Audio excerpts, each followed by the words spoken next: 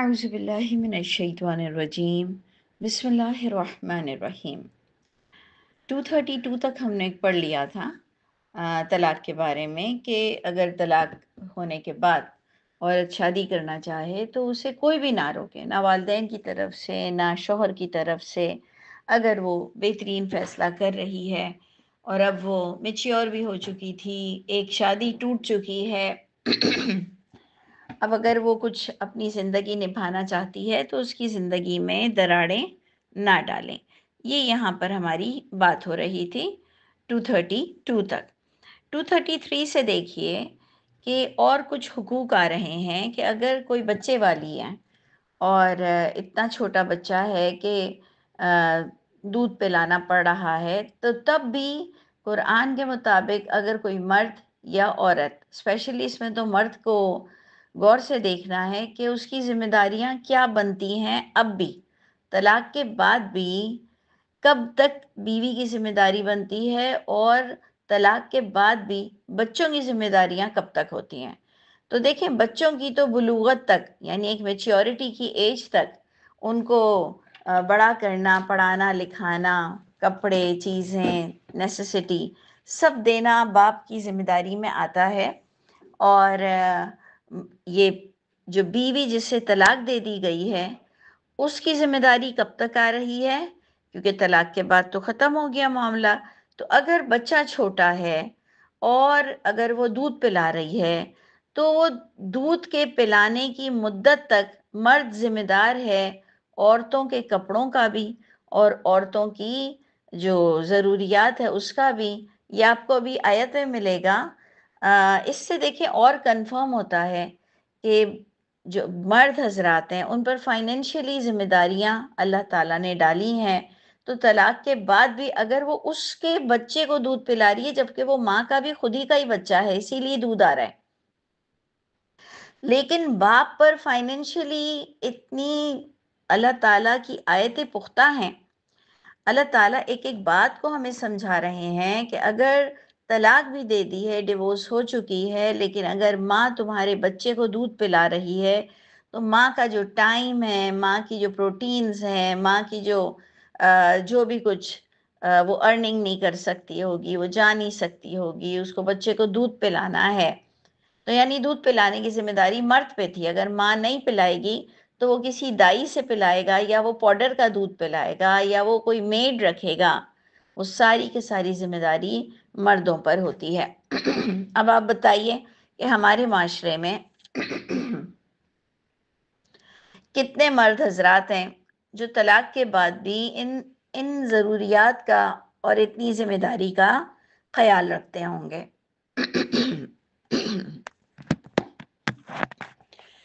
तो आयत 233 से हम पढ़ते हैं कि वल वालिदातु, माँ का पहले जिक्र आया कि और माएँ युरदिअना औलादहुन्ना। फर्स्ट पॉइंट तो यही आ गया कि वो दूध पिलाएं अपने बच्चों को हौलैनी कामिलैन। इससे हमें एक इंफॉर्मेटिव आयत मिल गई कि कुरान की रूह से 2 साल मुकम्मल माँ पिला सकती है, ना कि उस पर फ़र्ज़ है। और अच्छी बात है पिलाना, बहुत अच्छी बात है, बहुत ही अच्छी बात है कि माएँ अपना दूध खुद पिलाएं, अपना ही दूध पिलाएं, पाउडर का और ऊपर का दूध ना पिलाएं। लेकिन ऐसा नहीं है। अभी आपको आयत में आगे आएगा लिमन अरादा, जो चाहती है माएँ दूध पिलाना उनके लिए आ रहा है। और हम सब के लिए भी एक इंफॉर्मेटिव आयत है कि बच्चे को दूध कब तक पिलाया जा सकता है। तो इस आयत में और क्लैरिटी हो गई, हौलैनी कामिलैन। और ये मैं इसलिए भी इतनी हाईलाइट कर रही हूँ कि हमारे यहाँ मुआशरे में बहुत मशहूर है कि 2.25 साल लड़के को और 2 साल लड़की को। पता नहीं कोई ना कोई खाइन, कोई ना कोई खयानत करने वाला हमारे नेटवर्क में शामिल हो जाता है और फजूल की गुमराही और गुनाह लोगों से करवाता है। कि अब उसको क्या ज़रूरत थी ये बोलने की, उसने कहाँ से ये आयत देखी, उसको कैसे पता चला कि लड़कों को 2.25 साल और लड़कियों को 2 साल। हमारे मुआशरे में या तो कुछ लोग ऐसे हैं जो मर्दों के लिए ये झूठ मूठ का ऐसी कोई हरकत करते हैं कि जिससे बताना चाहें कि मर्दों को कुछ ज़्यादा ही अपर हैंड मिला है, جبکہ اللہ تعالیٰ کو جتنا بتانا تھا بتایا کہ اگر آپ نے وصیت کیے بغیر کوئی مال چھوڑا ہے تو وہاں پر 2 حصے لڑکوں کو ملیں گے اور 1 حصہ لڑکی کو ملے گا۔ اللہ تعالیٰ کو جو مردوں کے لیے زیادہ بات بتانی تھی وہ بتا دیا۔ اللہ تعالیٰ فرما رہے ہیں کہ طلاق مرد اناؤنس کرتا ہے، عورت کو لینی پڑ جاتی ہے، سب اللہ تعالیٰ نے بتا دیا۔ تو پھر یہاں پر آپ کو زیادہ اوپر سے آ کر بات کرنے کی کیا ضرورت ہے؟ اور ہمارے معاشرے میں یہ عام ہے کہ 2.25 سال بیٹے کو دودھ پلانا اور 2 سال لڑکی کو۔ کیوں غلط باتیں کرتے ہو؟ کیوں غلط باتیں کرتے ہو؟ میری سمجھ سے باہر ہے۔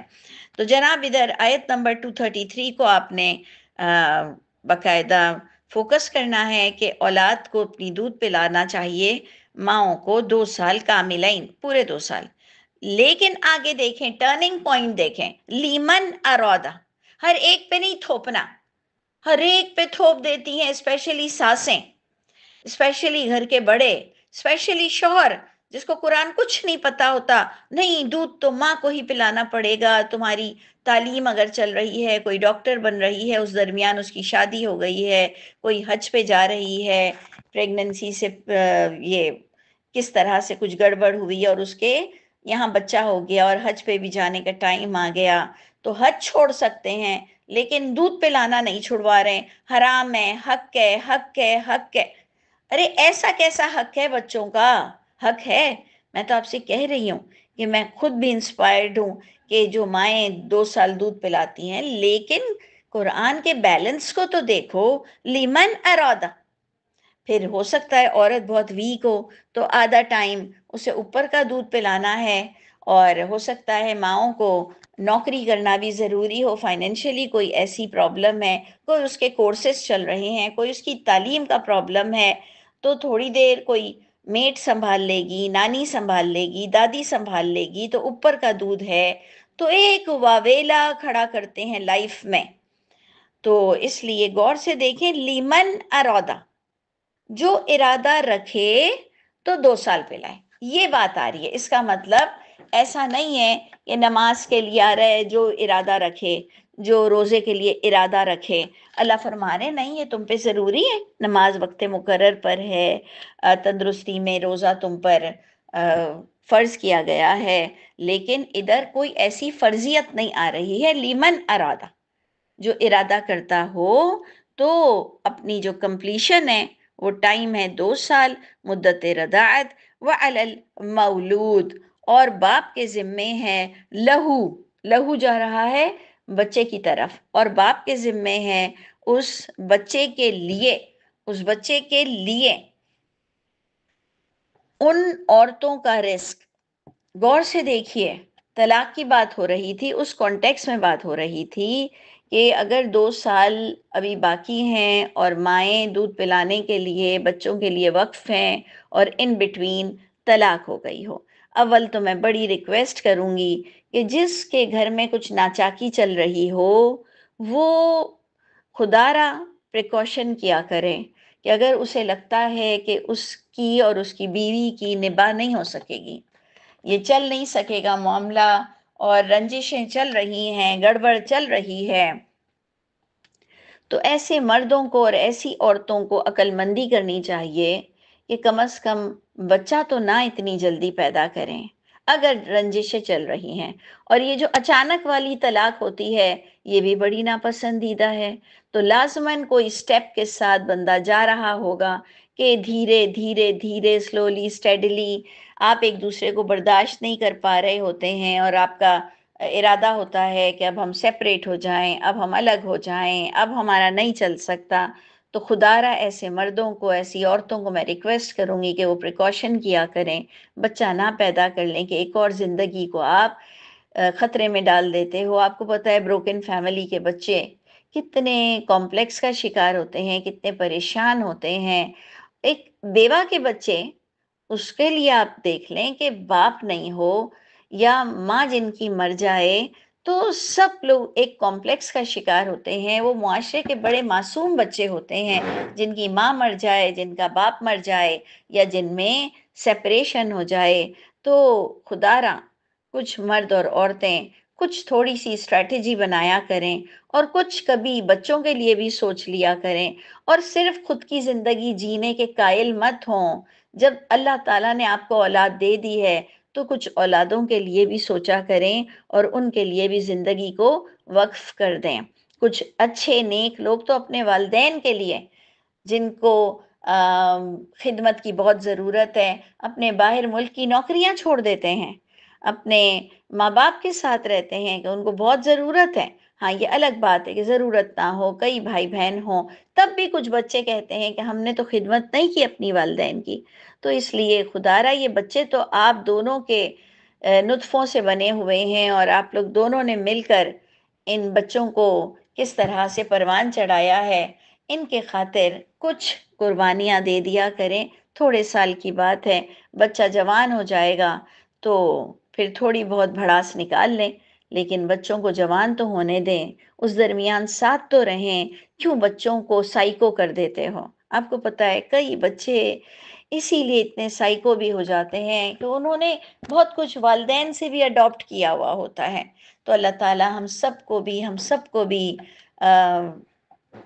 عبرت ہونے سے یا غلط سٹیپ لینے سے ہم سب کو بچا لے، اور مجھے بھی آپ معاف کر دیجئے گا جس کسی کے میں نے دل کو دکھایا ہو، اور کوئی میں نے غلط بات کی ہو تو اللہ تعالیٰ بھی مجھے معاف کر دے اور آپ لوگ بھی مجھے معاف کر دیجئے گا۔ تو دیکھیں، بات یہ ہو رہی ہے کہ باپ کے ذمے ہے ان عورتوں کا کھانا ڈیورنگ، یہ جو اس درمیان جب تک وہ بچے کو دودھ پلا رہی ہے، کپڑا بھی اس عورت کے لیے مرد کی ذمہ داری ہے، یہ قرآن کہہ رہا ہے، نہیں تو ہم تو کپڑوں کا ذکر بھی نہ کرتے کہ بھائی اب کپڑے جو ہیں وہ چلا لو 2 سال۔ لیکن اللہ تعالیٰ فرما رہے ہیں کہ اگر اس کو ضرورت ہے ان 2 سالوں میں تو باپ کے ذمے ہیں عورت کا رزق بھی، عورت کا کپڑا بھی، کپڑے کا مطلب ہے عورت کی ضروریات بھی، لیکن معروف کے ساتھ، نہ کہ عورتیں بھی بڑی برانڈڈ چیزوں کی ڈیمانڈ کرنے لگ جائیں اور اس کا دماغ خراب کر دیں۔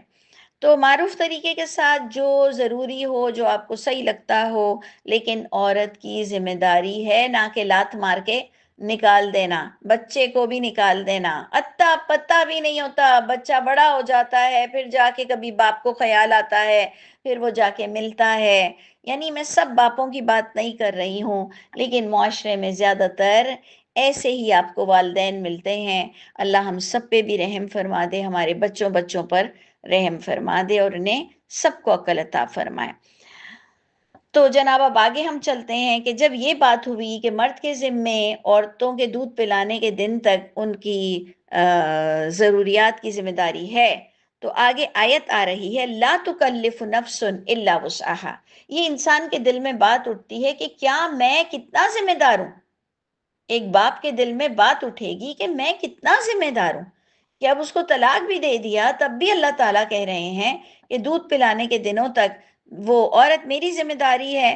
تو پروردگار نے ہم سب کو تسلی دیا کہ اللہ تعالیٰ جو قدم اٹھا رہے ہیں، اللہ تعالیٰ کے جو احکامات ہیں، وہ انسان کی ریزسٹنس سے آؤٹ نہیں ہے، وہ اس کو برداشت کر سکتا ہے، اور ہر ایک کی ایک ذمہ داری ڈالی گئی ہے۔ ماں کی کیوں ذمہ داری ڈالی گئی ہے دودھ پلانے کی؟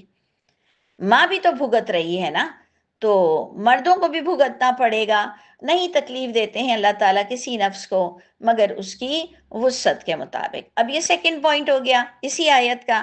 اب تھرڈ پوائنٹ نہیں، بلکہ ہم نے فرسٹ پوائنٹ پڑھا 2 سال پورے دودھ پلانا ہے، سیکنڈ پوائنٹ پڑھا جو ارادہ رکھتا ہو، ٹھیک ہے۔ تھرڈ پوائنٹ پڑھا کہ مردوں کے ذمے بچوں کے ساتھ بیوی، طلاق یافتہ بیوی کی کب تک ذمہ داری ہے۔ نمبر 4 ہم نے پڑھا کہ تم یہ نبھا سکتے ہو، مرد حضرات یہ نبھا سکتے ہیں۔ اب نمبر 5 ہم پڑھ رہے ہیں ایک ہی آیت کا، کہ نہ نقصان پہنچایا جائے والدہ کو اس کے بچے کی وجہ سے، اور نہ باپ کو اس کے بچے کی وجہ سے، کیونکہ سچویشن ہر جگہ ڈیفرنٹ ہوتی ہے۔ کہیں بچے نانی کے پاس ہوتے ہیں، کہیں بچے دادی کے پاس ہوتے ہیں، کئی بچے پھپھو کے پاس ہوتے ہیں، کنٹرول سب کا الگ الگ ہوتا ہے۔ کئی بچے ماں لے کے چلی جاتی ہے، باپ سے ملنے نہیں دیتی ہے، اور کئی جگہ باپ لے کے چلا جاتا ہے، ماں سے ملنے نہیں دیتا ہے۔ اللہ تعالیٰ کا یہ نظام، اللہ تعالیٰ کی یہ باتیں اتنی کمپلیٹ ہیں کہ کہ رب تعالیٰ فرما رہے ہیں کوئی کسی کو ایک دوسرے سے تکلیف نہ دے، اور وارثوں کے پاس اگر بچے ہیں تو وہ بھی ایک دوسرے کو تکلیف نہ دیں۔ اور اب دوبارہ دودھ پلانے کی بات آ گئی کہ فَإِنْ ارادا الف آ گیا ہے، ارادا کے ساتھ الف آ گیا ہے کہ اگر دونوں میاں بیوی چاہیں فصالن، اللہ تعالیٰ گناہ کا مشورہ تو نہیں دیتے ہیں نا، دودھ چھڑانا چاہیں، اس سے پتا چلتا ہے دودھ چھڑا سکتے ہیں۔ جو سانسیں دماغ پر بیٹھ جاتی ہیں نا کہ نہیں پلانا ہے پلانا ہے پلانا ہے، 2 سال تو حق ہے، ضروری ہے، ایسا نہیں ہے۔ جو ارادہ کرے دونوں کہ دودھ چھڑانے کا، ان ترادم منہما، دونوں کی آپس کی میوچل انڈرسٹینڈنگ سے، باہم رضامندی سے، اور تو مشورہ کریں تو گناہ کی کوئی بات نہیں ہے دونوں پر، کہ اگر وہ نہیں پلا پا رہے ہیں اور دونوں کی کوئی نہ کوئی ایسی ذمہ داریاں ہیں کہ اب عورت کہہ رہی ہے مجھے کوئی اپرچونٹی ملی ہوئی ہے، مجھے جاب جوائن کرنا ہے، یا میں نہیں پلا سکتی ہوں، یا وہ بچہ نہیں رکھ رہی ہے، واٹ ایور، کوئی بھی ایسا معاملہ ہوا ہے کہ دودھ کنٹینیو نہیں ہو سکتا، تو اللہ تعالیٰ نے تسلی دے دی کہ ولا جناح علیہما، کوئی گناہ نہیں ہے اگر آپس کے مشورے سے دونوں دودھ چھڑانا چاہیں۔ وَإِنْ أَرَدْتُمْ، اور اگر تم چاہو کہ دودھ پلواؤ کسی اور سے تمہاری اولاد کو، تو فلا جناح علیکم، تب بھی تم پر کوئی گناہ نہیں کسی اور سے دودھ پلانا۔ ویسے تو آپ کی ہسٹری کی کتابوں میں بڑا لکھا ہوا ہے کہ جی اللہ کے نبی کو وہ دائی حلیمہ نے پلایا، اور اس زمانے میں لوگ دائیوں کے پاس پلانے بھیج دیتے تھے کیونکہ وہ آب و ہوا بھی بڑی اچھی ہوتی تھی، اور ان کے دودھ سے بڑا اسٹرانگ امپیکٹ بھی پڑتا تھا بچے کو۔ تو پھر آج کی یہ عورتیں اتنا پلے کیوں پڑ گئی ہیں کہ جی پلانا ہے پلانا ہے؟ بے شک میں بار بار کہہ رہی ہوں بہت اچھی بات ہے، بہت اچھی بات ہے دودھ پلانا، لیکن اگر کوئی نہیں پلانا چاہتا، کوئی اس قابل نہیں ہے، کسی کی کوئی مسئلے مسائل ہیں، تو اتنے روڑے، اتنا انٹرفیئرنس کیوں کرتے ہو؟ اللہ تعالیٰ باقاعدہ لا جناح لا جناح لا جناح کر رہے ہیں، گناہ نہیں ہے، گناہ نہیں ہے، گناہ نہیں ہے، کہ اگر آپس کی رضامندی سے کوئی اور عورت دودھ پلائے، لیکن پوائنٹ دوبارہ وہی آ گیا کہ دودھ پلانے کی اجرت دائی کو، پاؤڈر کے دودھ کو، خریدنے والے دودھ کا تمام بل مرد دے گا۔ یہ کلیئر ہو گیا۔ اب جو مرد حضرات بل نہیں دیتے ہیں، جو مرد حضرات یہ ذمہ داری پوری نہیں کرتے ہیں، تو گویا انہوں نے لوگوں کا مال کھایا ہے، جیسے ہم کہتے ہیں نا کہ یہ چور ہے، یہ مال کھاتا ہے، یہ ناانصاف ہے۔ قیامت کے دن ایسے مرد حضرات یہ ناانصافی کا لیبل لے کر اٹھیں گے کہ انہوں نے دودھ پلانے کی عمر میں بھی آئیں بائیں شائیں ہو گئے تھے، اور کوئی ان کو فکر نہیں تھی کہ بچے کو دودھ پلانے کی ذمہ داری ہماری ہے، بیویوں کی ذمہ داری اس وقت تک ہماری ہے، اور ہمیں کچھ ایکسٹرا دینا پڑے گا، یہ ہمارا بچہ ہے اور فائنینشلی میں ذمہ دار ہوں۔ یہ اگر جس باپ نے یہ کوتاہی کی ہے، قیامت کے دن وہ ناانصاف لوگوں میں کھڑا ہوگا، اور پتہ نہیں دنیا میں بھی مکافات عمل کے معاملے میں کس طرح اس کی پکڑ ہوتی ہے۔ تو باقاعدہ آپ دیکھ لیں کوئی چھوٹی بات نہیں ہے، لا جناح لا جناح یعنی ہے گناہ۔ جہاں اللہ تعالیٰ کہہ رہے ہیں گناہ نہیں ہے گناہ نہیں ہے، تو وہاں پر ذمہ داری نہیں اٹھانا باقاعدہ گناہ بن جائے گا۔ اچھا جی دیکھیں اینڈ بھی کس طرح سے ہو رہا ہے آیت 233 کا، وَاتَّقُوا اللَّهَ، دیکھ لیجئے، اتق اللہ، یعنی جو اللہ تعالیٰ بار بار کہتے ہیں ڈرو ڈرو اللہ سے، یعنی حساب ہوگا، تمہارا حساب ہوگا۔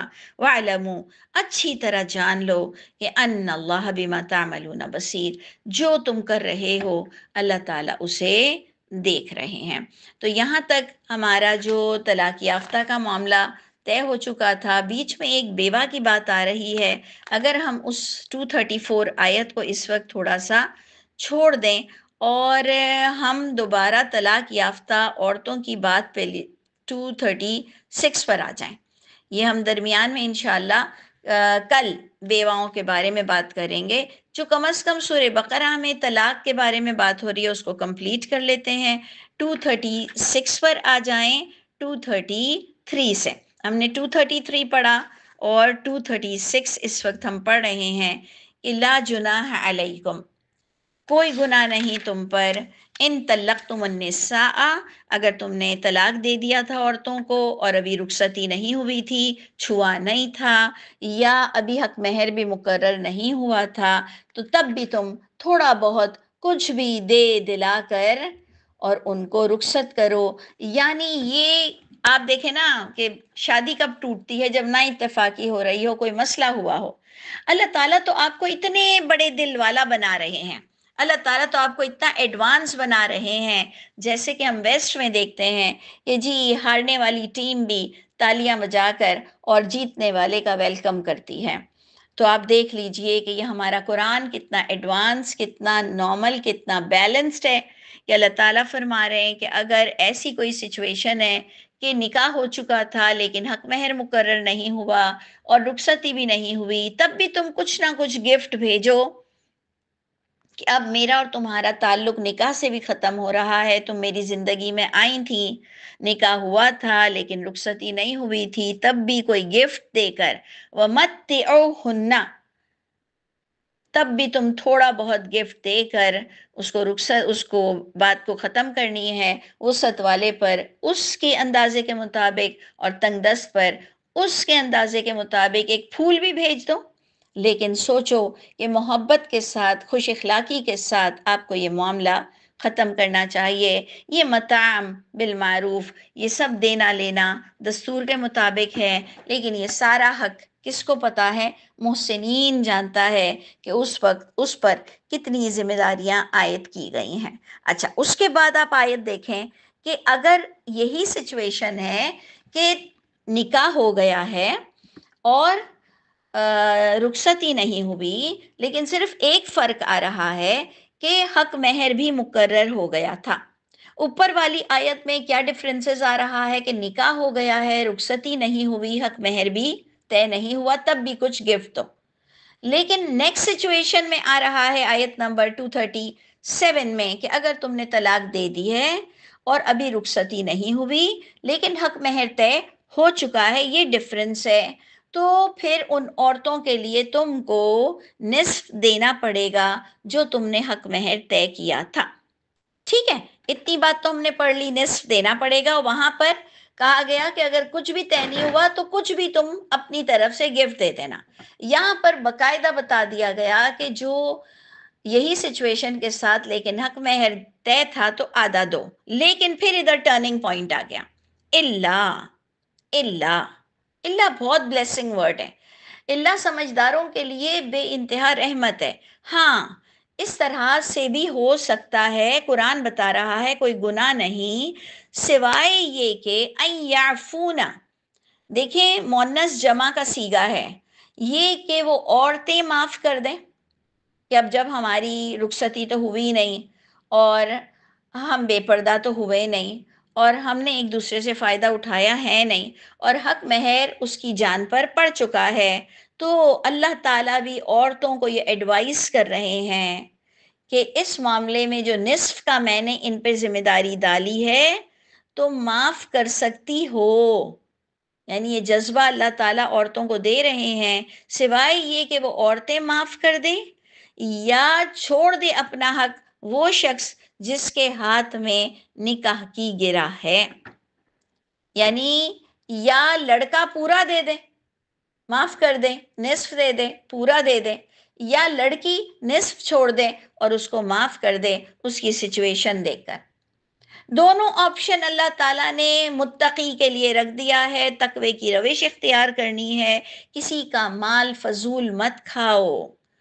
میرا تو یہاں پر جو ایک سمجھنے کا پوائنٹ بنا ہے وہ یہ بنا ہے کہ اگر کسی کا مال تمہیں مل سکتا ہے لیکن آپ کو لگتا ہے کہ یہ نہ لوں تو اچھا ہے اور معاف کر دوں تو اور دل کو سکون ہوگا، مجھے کیا ضرورت ہے کہ اب ایک گڑبڑ تو ہو گئی، نکاح بھی ہوا، رخصتی بھی نہیں ہوئی، حق مہر بھی طے ہو گیا، اب اس پر ایک ذمہ داری آ گئی ہے کہ اس کا نصف میرا ہو جائے گا، اس کا آدھا پیسہ میرا ہو جائے گا، تو میں معاف کر دوں. اللہ تعالیٰ نے یہ آپشن دیا ہے. یا مرد معاف کر کے پورا دے دے یا عورت معاف کر دے وہ آدھا. وَأَن تَعْفُوا سب کے لیے اللہ تعالیٰ فرما رہے ہیں، پورے جمع کا صیغہ آ گیا. اگر یہ معافی تلافی ہو جائے تو اقرب للتقوی، یہ بہت زیادہ قریب ترین سچویشن ہے متقی کے لحاظ سے. مت بھولو فضل تمہارے درمیان کہ اللہ تعالیٰ عورتوں کو بھی بتا رہے ہیں، یہ دیکھو تمہیں اللہ نے کتنی فضیلت دی ہے کہ تم آدھا لے سکتی ہو. اور مرد کو بھی بتایا گیا کہ دیکھو تمہیں کتنی فضیلت ملی ہے کہ تم کو آدھا معاف بھی کیا گیا ہے اور تم پورا دے بھی سکتے ہو. ایکچولی یہ سارا سچویشن پر ڈیپینڈ کرتا ہے کون کس کو کتنا جانتا ہے، کتنا تگڑا مہر تھا، کتنا اس کے ساتھ زیادتی ہو رہی ہے، کتنی اس طلاق میں کس کا فالٹ تھا، کس کو لینا چاہیے کس کو لینا نہیں چاہیے. یہ ساری چیزیں اب جن کے گھر میں یہ پرابلم آیا ہے وہ خود سارٹ آؤٹ کریں گے اور انصاف کا معاملہ کریں گے. اللہ تعالیٰ انصاف کرنے والوں کو پسند کرتے ہیں. تو یہاں پر ہم اینڈ کرتے ہیں آیت نمبر 237 پر کہ بے شک اللہ تعالیٰ جو تم عمل کرو گے اللہ تعالیٰ دیکھ رہے ہیں، تم انڈر آبزرویشن ہو. تو اللہ تعالیٰ ہم سب کو متقین محسنین میں سے کر دے. انشاءاللہ کل ہم بیوہ کے بارے میں پڑھیں گے. اللہ تعالیٰ ہم سب کے حامی و ناصر ہوں. سبحان ربک رب العزت عما یصفون وسلام علی المرسلین والحمد للہ رب العالمین.